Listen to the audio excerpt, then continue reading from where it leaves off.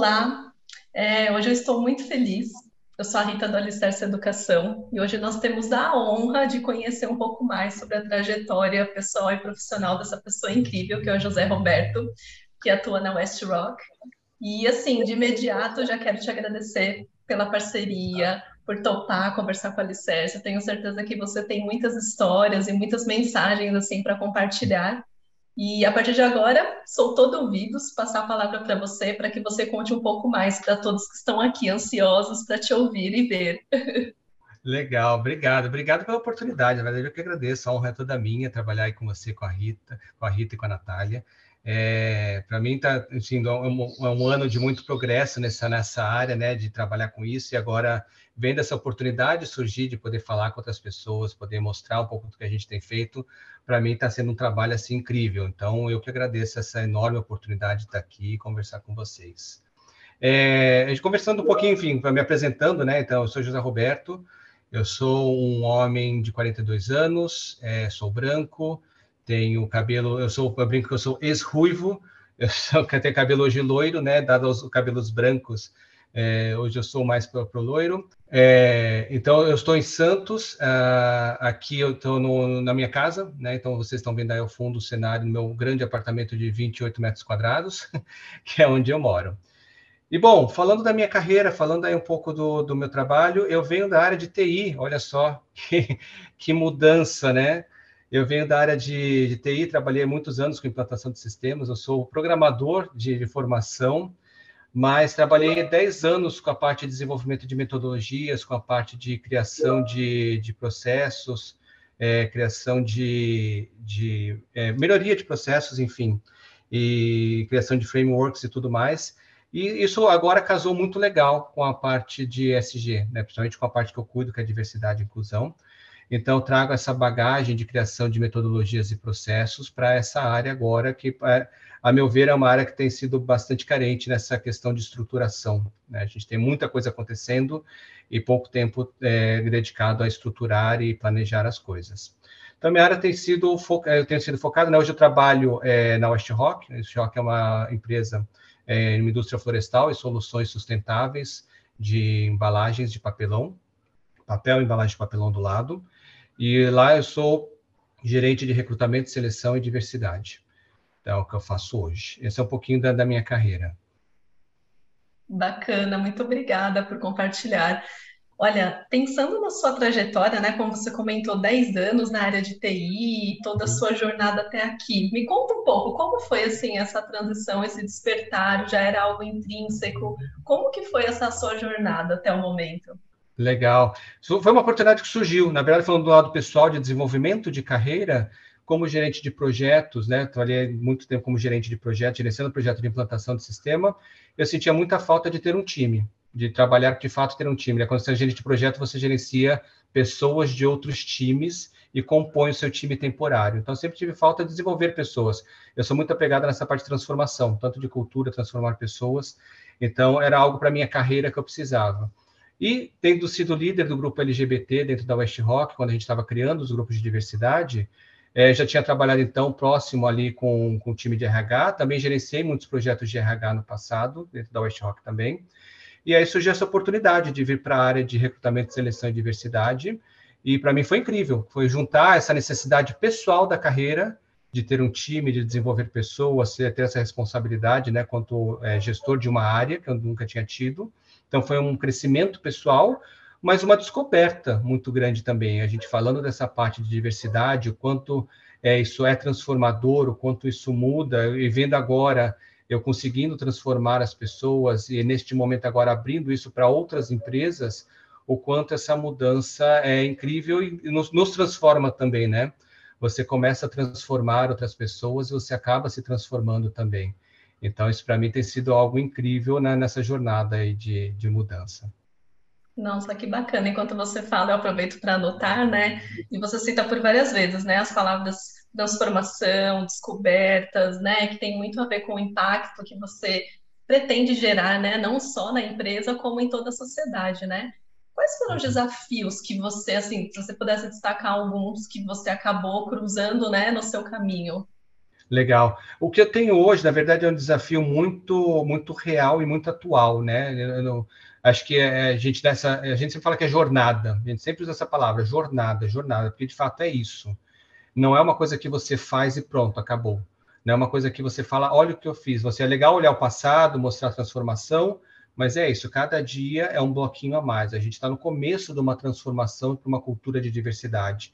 A gente está vivendo a transformação para a cultura de diversidade agora, onde pessoas diferentes, pessoas que eram tidas como fora de um padrão determinado, pessoas com corpos diferentes, cores diferentes, pensamentos diferentes, eram muito colocadas como, muitas vezes, aberração de circo, né? Então, hoje a gente tem essas pessoas, assim como eu, não aceitando mais serem tratadas como inferiores. Então, a gente está vivendo esse momento de transformação de uma cultura agora. E, com isso, a gente tem muitas pessoas perdidas pelo caminho, muitas pessoas que não aceitam, que não entenderam ou que não se sentem parte dessa transformação. Às vezes a gente usa a palavra que daí causa estranheza, que fala que se sente ameaçada. Mas se você falar para uma pessoa que ela se sente ameaçada, ela vai negar, fala, não, não é uma ameaça, eu só acho que isso não é importante. Ela não percebe que, no fundo, aquilo é porque o consciente dela trata como uma ameaça esse assunto, ela acha que aquilo não tem relevância, não é importante. E daí, voltando à sua pergunta, por que isso é um desafio? Porque acho que o desafio que eu vivo hoje, né, é o resgatar essas pessoas. Eu uso bastante a palavra resgate nesse sentido, de conseguir me comunicar com as pessoas que ainda não entenderam. Eu estava vendo esses dias um programa de televisão onde apresentaram, não sei nem se pode falar os programas aqui, filme, TV, programa, eu gosto de citar, mas enfim, falando, estava assistindo ali o Shark Tank e tem uma empresa dedicada ali para a diversidade, onde eles colocaram um vídeo no YouTube, né? Ou seja, é publicado ali no YouTube, e era uma empresa que falava de diversidade. E daí, olhando os comentários, eu gosto bastante de ver isso, né? As pessoas falam, não leiam os comentários, né? Você vai sofrer. Mas eu gosto de ler porque ali, para mim, é onde eu entendo o que essas pessoas estão pensando e começo a traçar estratégias de como me comunicar com essas pessoas. E daí tinha uma pessoa que colocou um comentário assim que marcou bastante. Falou assim, falou de empoderamento, eu já nem assisti o resto. Ai, caramba, fiquei com aquilo na cabeça. Falei, nossa, como essa pessoa está fechada para esse assunto, né? Só porque a pessoa que está apresentando ali falou da palavra empoderamento, ele já não quer mais ouvir o resto. Então, perceba que daí, qual que é o meu desafio com isso? Eu trabalho na indústria, numa B2B. A gente trabalha com... A gente não vende produto, a gente fala West Rock, muitas pessoas não conhecem, né? Porque a gente vende para a indústria, vendemos embalagens para indústrias. E daí você vai ver a sua embalagem, provavelmente, comprando algo da linha branca, algo muito grande. Mas, no geral, as pessoas não conhecem a marca, isso é natural. E aí, todo o meu público, grande parte do meu público, são essas pessoas que não querem ouvir a palavra empoderado, que não querem ouvir a palavra diversidade. Quando você fala de LGBTQIAPN+, a pessoa congela na hora, porque ela não faz parte do dia a dia. Ela não... Então, acho que o meu grande desafio hoje é fazer a comunicação com essas pessoas, é conseguir entender como que essa pessoa pensa, as bases que ela tem da cultura dela, do entendimento dela, e como que eu consigo mudar, como que eu consigo comunicar, né? Trazer outros conhecimentos, fazer com que essa pessoa não esteja mais fechada essa mudança cultural, que ela faça parte dessa mudança cultural da diversidade e que ela entenda o papel dela, que ela entenda que ela é importante nesse processo, né? Ela é importante para essa mudança da cultura. E acho que esse é o grande desafio aí, comunicar com essas pessoas, comunicar com a pessoa que não quer nem ouvir a palavra empoderada. Uau, nossa, eu fiquei aqui anotando com a cabeça, né, com essa nuvem de palavras tão importantes e depoimento que você, com 20 minutos, né, já conseguiu transmitir, assim, de forma incrível. Realmente, acho que esse é o seu maior desafio, né, de todos nós durante essa jornada, né, para trazer essa consciência, né, de inclusão, a pauta de diversidade. Inclusive, isso que você relatou, eu também faço, Uhum, porque eu acho importante entender quem está lá do outro lado, que mensagem que essa pessoa está captando, né? O que uhum, que ela está entendendo de tudo isso? Ou como você comentou, poxa, mencionou a palavra empoderamento, já desviou a atenção, já não serve mais para essa pessoa. Por quê, né? Que uhum. gatilhos que ela tem, o que que ela entende, né? É algo Perfeito. muito além, né? A gente tem essa camada para transpassar, né? E uma das Sim. técnicas que a gente usa, dos treinamentos, é de não falar diretamente do assunto, não falar de início do assunto. Você tem que... eu gosto daquele filme Inception, que é A Origem, em português, que ele faz muito esse processo, né? Ele mostra, claro, o filme não é sobre diversidade, não é nada disso, mas ele mostra esse conceito de você acessar camadas anteriores da memória, acessar camadas muito profundas da memória. Então, tem que entender não adianta combater aquela pessoa, de discutir com aquela pessoa com base nos argumentos que ela está me trazendo. Eu tenho que entender por que ela pensa daquele jeito e acessar essas memórias anteriores que foram formadas desde que daí deu origem a essa opinião atual, a esse pavor, a não querer. E é sempre uma opinião cercada de muita certeza, né? Porque ela está sendo combatida o tempo todo. Estão falando para, não, você tem que aceitar isso, você tem que aceitar aquilo. E eu costumo dizer assim, a gente está hoje falando com a nossa bolha, não tem problema na nossa bolha, mas, enfim, as pessoas que já foram convertidas já estão convertidas. A gente tem hoje uma lista de nãos, uma lista de proibições. Então, a gente está aqui todo mundo falando da diversidade com, olha, isso aqui é machismo, isso aqui é homofobia, isso daqui é racismo, não pode essa palavra, não pode aquela palavra, isso aqui está errado, você não... Não, e assim, nenhum problema com essa lista está certa. É machismo, é homofobia, é racismo, então a lista está certa e de fato a gente precisa mudar esses termos, essas palavras, os pronomes, sou a favor de tudo isso. A questão é que a gente usando só essa tática da lista de proibições, a gente não consegue conversar com essas pessoas, porque elas estão completamente fechadas para esse tipo de assunto, fechadas para esse tipo de discussão. Então, você tem que acessar memórias anteriores. Então, acho que voltando lá no desafio, acho que esse tem sido, né, nosso principal desafio nessa jornada. Nossa, sim, concordo muito com você, muito mesmo, para que você não crie grupos, né? Não crie separações, né? Nossa, Uhum. parabéns. Imagina o desafio que tem sido, né? Acho que você citou um ou dois, né, no seu depoimento, Uhum. mas devem ter muitos, né, que você já tenha se preparado, tanto como profissional e como pessoa, né? Como você Sim. comentou, essa jornada, essa construção é diária. E eu acho que nessa linha também de raciocínio, de pergunta, queria muito te ouvir que você falasse como que os profissionais, né, podem causar essa transformação, né? Ou se você quer trazer para algo pessoal também seu. Se você pudesse definir assim em três palavras, em três momentos, assim, como que você, como pessoa e profissional, pode transformar a sociedade? Eu acho que passa por uma experiência profissional e acho que a oportunidade que eu tive, o privilégio que eu tive de viajar bastante, eu trabalhei mesmo antes da pandemia, assim, muitos anos atrás, eu trabalhei já trabalhava remotamente, fiquei 2 anos trabalhando e viajando, tendo a oportunidade de viajar bastante, conheci todas as capitais do Brasil. Então, essa questão cultural sempre teve muito forte e eu aprendi sempre a olhar por outro prisma. Né? Acho que fez parte da minha cultura essa questão de olhar de outra forma. As coisas que eu acredito por uma determinada experiência que eu tenho, por um determinado viés que eu tenho.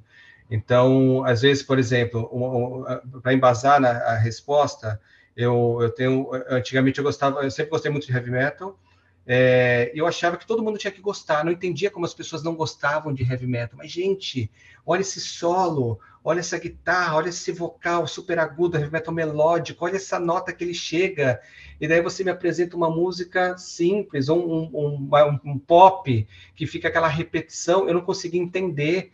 Eu achava que a música tinha que ser muito estudada, elaborada, estruturada, então fazia muito paralelo ali da música do heavy metal com a música clássica.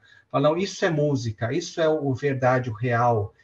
E aí, um colega meu que me deu essa pancada, esse tapa na cara, que foi assim, falou, mas eu não quero ouvir música para ouvir a poesia da música, eu não quero ouvir música para ela ser difícil, para ela ser complexa. Eu quero ouvir música para dançar. Música para mim é uma música que eu danço. Ou é uma música que eu quero relaxar, eu quero, tipo, ficar, não quero ouvir a música que tem aquele acorde, aquela nota super difícil, super virtuoso de ser feito. E aí eu coloco, nossa, então o que ele quer, né, o prisma dele de avaliar aquilo é um outro prisma, é um prisma onde ele tem outras necessidades. Tem outro programa também que eu gosto, Chef's Table. No Chef's Table tem esse é um programa ali na Netflix, né? Tem um programa ali um documentário sobre chefs, e um deles traz essa questão da comida, que ele fala assim, a comida para mim, eu queria elaborar, se não me engano, é do restaurante Alinea. Ele fala, comida eu gosto de elaborar, de criar, de ser desconstruída, de ser diferente. E ele fala assim, meu pai, a comida tinha que ser rápida e sustentar. Então, comida, o conceito de comida para o pai dele era essa, uma comida rápida e que sustenta. não tinha que fazer nada além disso na comida. E a visão dele da comida era completamente oposta, que tinha que ser algo, uma arte, uma construção. Então, quando a gente fala de transformar empresas, transformar a sociedade, é esse exercício que a gente precisa fazer.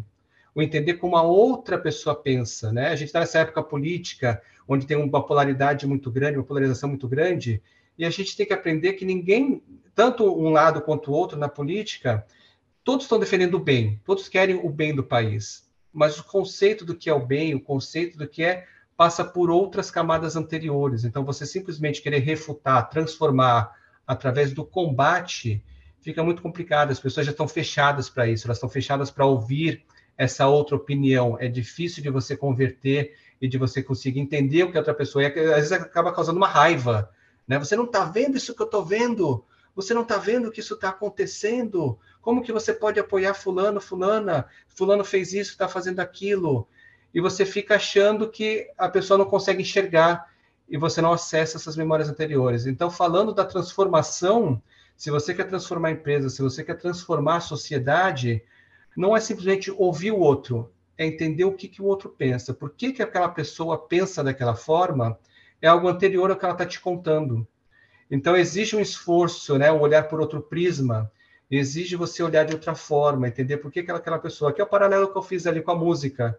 Eu entendi que o que eu queria com a música era diferente do que outra pessoa queria com a música, que é o paralelo também com esse da comida, né? O que aquela pessoa ali, o chefe, queria com a comida, era diferente do que o pai queria com a comida. E assim pode ter vários outros exemplos que a gente pode trazer dessa transformação. Você tem que aprender para transformar, você tem que aprender a ouvir. Acho que esse é o principal. Nossa, que relato! Eu fiquei muito impactada aqui, cheia de post-its espalhados aqui com as suas frases. Olha, se eu de repente fazer, né, uma camiseta, alguma coisa, eu passo direitos autorais, viu? Nossa, Obrigado. esse olhar é muito importante, né? Me faz refletir, porque diariamente eu também enfrento essas batalhas. Eu acho que quando Uhum. você sai desse campo de batalha, de certo e errado, com família, amigos, enfim, com todo mundo, né, ao nosso redor, e você tenta entender, como você falou, esses gatilhos, as conversas ficam mais amenas, ficam mais inclusivas, né? E não criam separações. Nossa, Uhum. sensacional. Sorte do seu time, de quem lida com você diariamente, né, com essa visão, porque é algo muito nobre, muito genuíno. Te ouvindo, dá para perceber o quanto isso realmente faz parte de você. Parabéns, Obrigado. parabéns.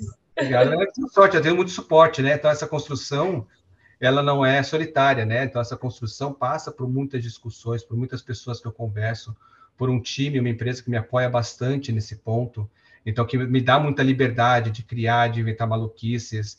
Esses dias eu inventei de falar, vamos chamar nossos concorrentes para fazer? Eu percebo, assim, entre olhares dos diretores, esse presidente, né? Fala, tá bom, então vai. Então, passa por passa por isso também, de ter o suporte, né? A gente não consegue mudar sozinho. Sim, sim, nossa, belas palavras. Mais umas duas camisetas, por sinal, aqui, só com 30 minutos de podcast. Tão gentil. Bom, muito na linha do que você comentou, eu queria te ouvir sobre qual é o ponto forte que você considera, né, da West Rock. Bom, a gente é uma empresa sustentável, então a gente é uma empresa que trabalha com toda a área florestal. A gente tem uma empresa que, né, tem toda uma ética de tratar de manejo de floresta. A gente tem muita área de floresta protegida, que a West Rock protege florestas nativas. Então, a gente tem essa questão da sustentabilidade na veia, né? A gente é uma empresa que busca ser, ainda que uma empresa que recolhe muito mais carbono do que ela produz, ainda assim, o tempo todo buscando reduzir mais e trazer mais sustentabilidade para os seus clientes e soluções cada vez mais sustentáveis. Então, o ESG é isso, a gente almoça, janta, toma café da manhã, é ESG o tempo todo.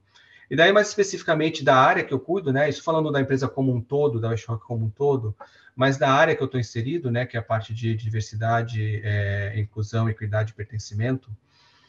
Acho que nossos projetos sociais hoje, juntando aí com a outra área, que é a área de CSR, que é a área de responsabilidade social corporativa, tem muita transformação. Então, a gente percebe uma coisa que é recorrente no mercado, a dificuldade, às vezes, de encontrar pessoas dentro dessas diversidades que faltam dentro da empresa, né? Então, essa busca pela diversidade não é só porque é oba-oba, não é só porque é bonito, porque está na pauta, é muito porque a gente olhou para dentro e falou, olha, a gente não tem pessoas do tipo X, a gente não tem pessoas do tipo Y. O que está acontecendo? Por que a gente não tem o mesmo percentual da sociedade de pessoas... Porque se a sociedade é 50% mulheres, por que na empresa não tem 50% mulheres? Se a sociedade tem lá 6,7% de pessoas com deficiência, por que a gente não tem na empresa?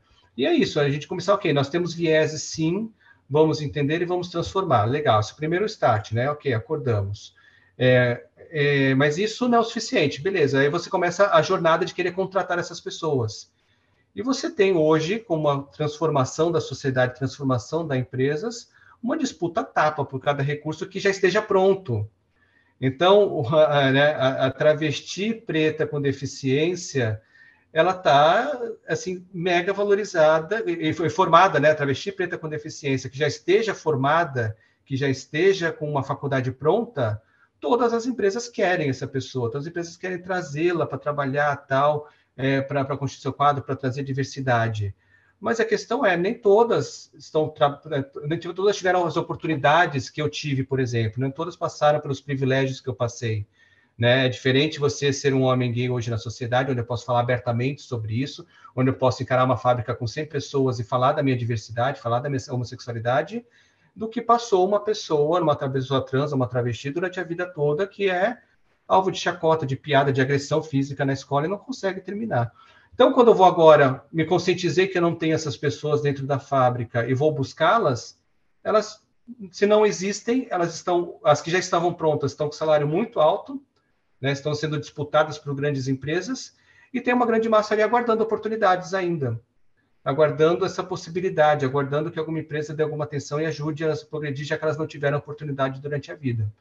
Então, é isso que a gente tem feito. Acho que hoje é o nosso forte, nossa mudança, é o trabalho de projetos sociais. Então, quando a gente abre uma turma de, olha, a gente quer contratar pessoas trans, a gente quer contratar pessoas pretas e pardas, a gente quer contratar mulheres, pessoas com deficiência, numa cidade pequena no interior do Paraná, que é onde está a nossa fábrica. Tem isso também, né? A gente trabalha com indústria.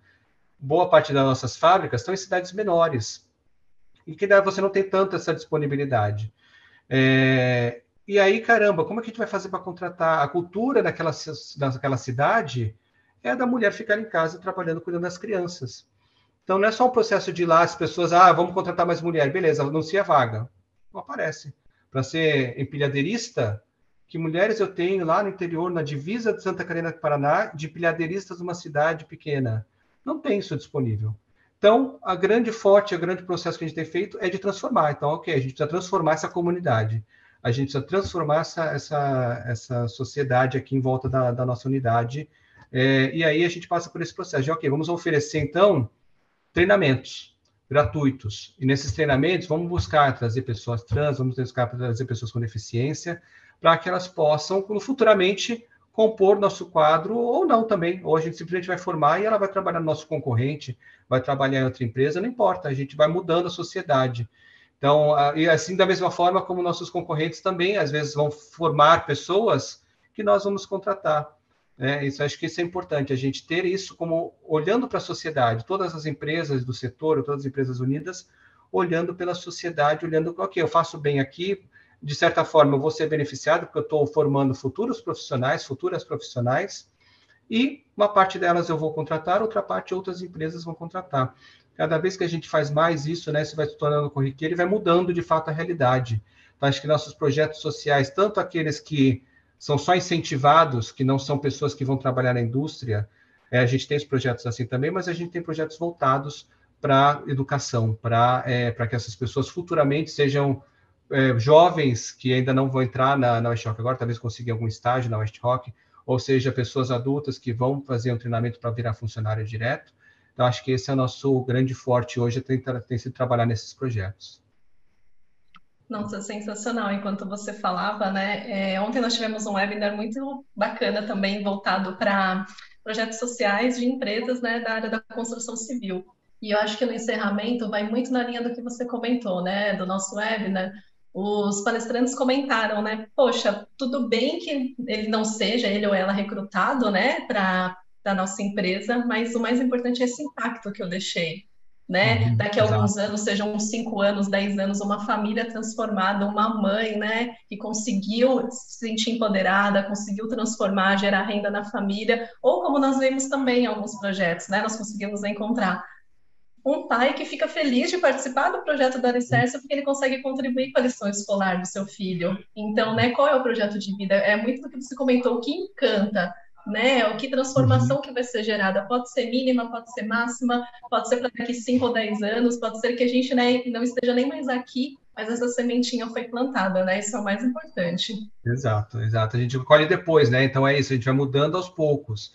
Então não adianta achar que eu vou fazer um treinamento e pronto, dia seguinte já vou ter todas as pessoas de todas as diversidades que faltam dentro da empresa resolvido.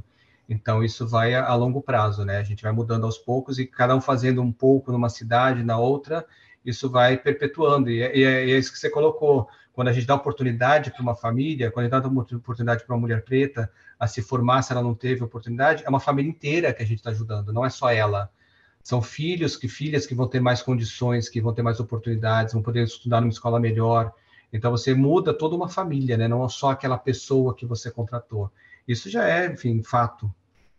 Sim, sim, tem muito a ver também com a nossa missão, com o nosso propósito, né? De que ninguém fica para trás. Porque, É, infelizmente, né, nem todo mundo parte do mesmo ponto, né? perfeito. Infelizmente, nós temos gaps educacionais, né? Inúmeros aspectos que afetam, né, que afetam o ser humano, né, ao longo da vida. Então, assim, é incrível. Parabéns, assim, pelos desafios, viu? Imagino quanta história, viu? Obrigado. Isso que você fala do não passa, ainda não, a gente não parte do mesmo ponto, é um discurso que eu trago sempre, né? Eu falo para hoje eu poder ter um namorado e andar de mão dada no shopping, muitas travestis morreram, né? Então eu tenho que honrá-las, eu tenho que honrar todas as pessoas que deram a cara a tapa para que hoje eu pudesse ter um mínimo ali, ainda que falte muito, mas já é muito melhor do que a realidade de pessoas do passado que passaram por isso. Então elas construíram algo que hoje eu estou usufruindo. Então minimamente eu preciso olhar para essas pessoas agora e tentar de alguma forma com os privilégios que eu tenho, né, consciente dos meus privilégios enquanto pessoa branca, enquanto homem cis, ajudar essas pessoas a que elas possam não partiram no mesmo lugar, mas que elas consigam chegar, né, aonde eu estou chegando. Sim, sim, concordo muito. Agora, sim, uma parte assim incrível e super aguardada também que eu queria te ouvir. Eu sempre uso várias palavras aqui, fique super à vontade, né? Se você tem alguma dica, você já deu várias aqui que eu já anotei de filmes e tudo mais, mas o que você diria? Isso você pode trazer para a vida pessoal, profissional, para quem, né, está aqui acompanhando, de dicas sobre a área ou alguma coisa relacionada para sua vida que serviu muito além de toda essa bagagem que você já descreveu. Legal. Acho que tem alguns pontos, eu vou resgatar, na verdade, fazendo talvez um key takeaways do que a gente falou. A gente comentou ali sobre o quanto é importante a participação de outras empresas, né? Então, diversidade não é segredo industrial. A sua empresa não vai se diferenciar por ela ser, quando a gente fala principalmente da indústria, né, que é meu foco, ela não vai ser diferenciada por ela só por isso. Então, você tem que abrir as portas da diversidade, você tem que ajudar outras empresas, tem que auxiliar.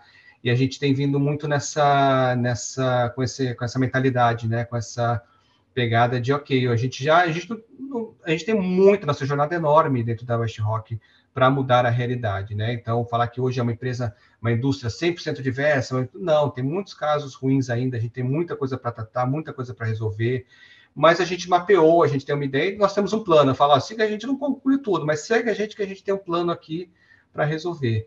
Então, uma das coisas que eu falaria, na verdade, até falando do que a gente está construindo, a gente construiu o que a gente chama de Seed Box.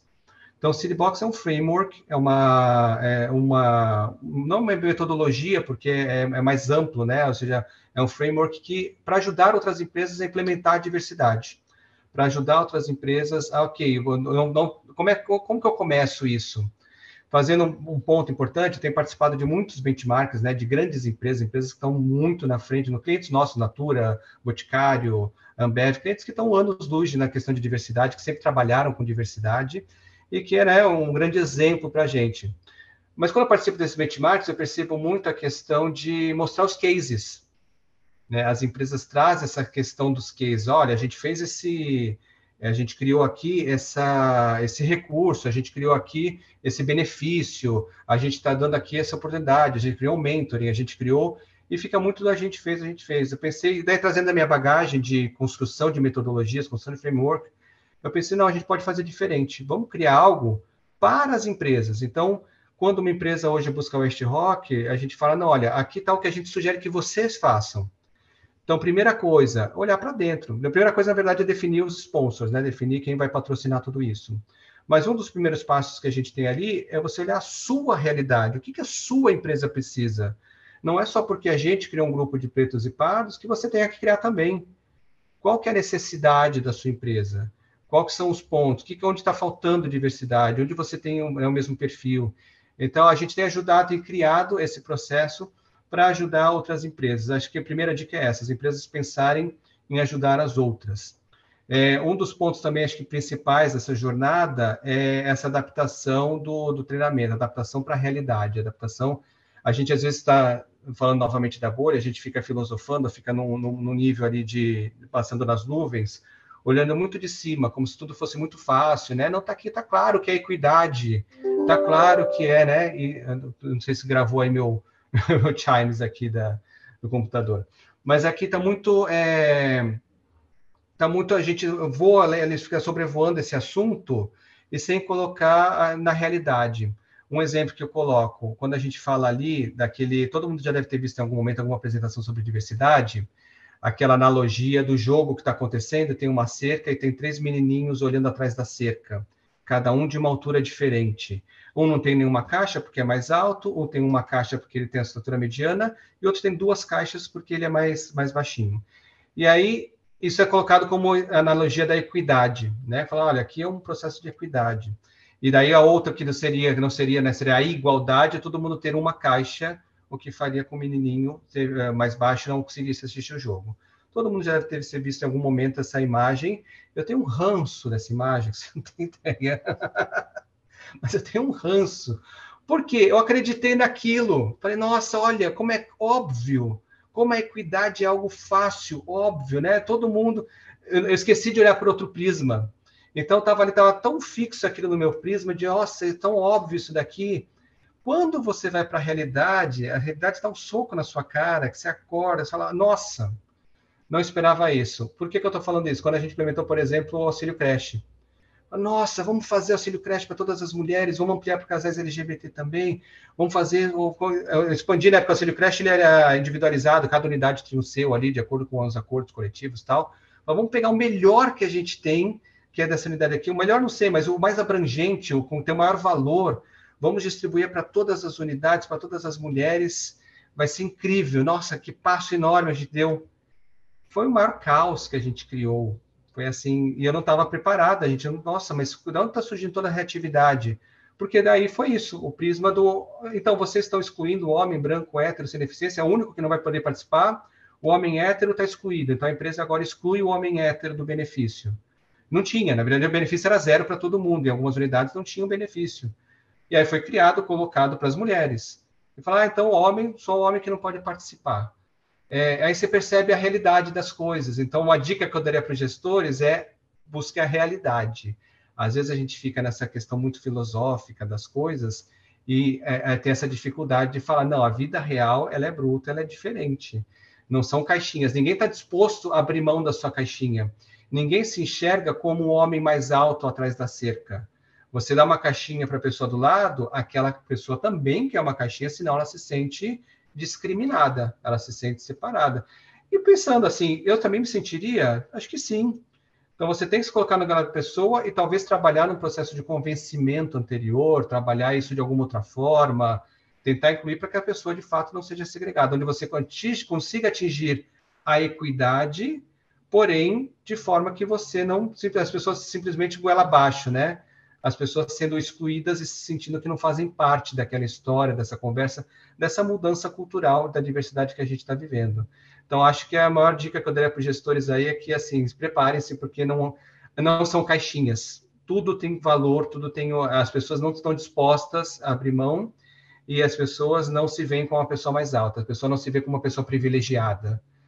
Por mais que você faça treinamento, você faz lá a dinâmica da corrida, do passo na frente, né? Tem várias dinâmicas que a gente cria. Quem tem esse privilégio, dá um passo adiante. Tudo muito lúdico, muito legal, válido, né? Não estou falando contra, são artigos válidos, mas muitas vezes não são suficientes. Nossa, quantas reflexões, quantas reflexões aqui. Realmente, acho que quando a gente exerce a empatia, isso que você me falou, entrou realmente assim no meu coração, de todas as conversas que eu tive, o quanto é importante esse olhar para dentro, esse olhar real para cada Uhum. colaborador, conhecer os meus colaboradores, entender. Eu acho que quando você fala, eu já olhei essa imagem também, e eu confesso que me incomodou um pouco, porque eu também me sinto assim, quando você fala, poxa, esse colaborador também vai sentir que a caixinha dele está menor, por mais que no seu olhar, naquele padrão Uhum. já imposto, ele não se encaixa, né? Porque você não sabe o que ele viveu, quais são os gatilhos, quais são os históricos, né, que ele tem de vida. É. Nossa, E só reforçando assim, sensacional. não é que está errado, né? Não é que ele não tenha privilégios, não é meu ponto, não é esse. Eu concordo com toda a nossa militância, com tudo que a gente está tentando propor. Acho que talvez a gente precisa só repensar a forma como a gente discursa sobre isso. A forma como a gente coloca, às vezes ela é muito combativa. E a gente está perdendo pessoas, a gente está perdendo pessoas nesse sentido, né? Elas estão se fechando para o assunto de diversidade, porque a gente está muito dentro do nosso prisma, com os nossos valores, com que eles estão corretos, né? Não estou falando contra, mas que não dialogam. As pessoas, então, volto lá no ponto onde a gente começou a falar de empoderamento, eu já me afasto, eu já não quero ouvir mais sobre isso.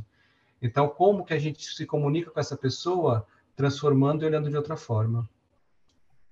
Nossa, muito obrigada pela conversa. Quantas reflexões. Eu já vejo uma Adeus. segunda temporada, uma terceira. Acho que essa troca vai ser Olha, muito rica, viu? eu Muito topo, bora lá. Muito obrigada. Nossa, estou muito impactada. Hoje nós estamos gravando numa sexta-feira. Minha sexta-feira já está muito diferente, graças a essa nossa Não, conversa. Obrigada mesmo. fico muito feliz de poder contribuir, fico muito contente com o convite. Obrigado pela oportunidade. Imagina, obrigada a você. Nos vemos na próxima. Muito obrigada. Tchau.